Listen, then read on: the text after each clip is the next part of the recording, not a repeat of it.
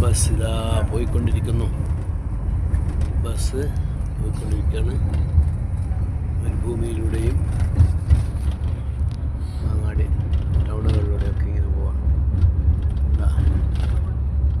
Saudi അറേബ്യയിൽ ആണിപ്പോൾ ഉള്ളത്. ഉച്ചയാകുമ്പോഴത്തേക്ക് വൈകുന്നേരം ആകുമ്പോഴത്തേക്ക് ഏതായാലും തായിഫിലെത്തും. തായിഫിൽ നിന്ന് കുളിച്ച് വസ്ത്രമൊക്കെ മാറ്റിയിട്ടാണ് പിന്നെ മക്കയിലേക്ക് പോകും.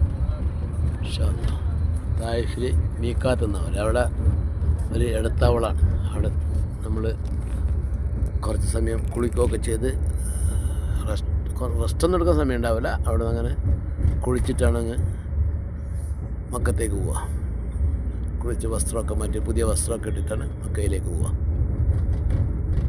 വസ്ത്രം എന്ന് പറഞ്ഞാൽ 2 വസ്ത്രം ധരിക്കുക, 2 വെള്ളത്തുണികൾ മാത്രം, വേറൊന്നുമില്ല. അങ്ങനെ മരണത്തെക്കുറിച്ച് ഓർമ്മിച്ചുകൊണ്ട് യാത്ര ചെയ്യും.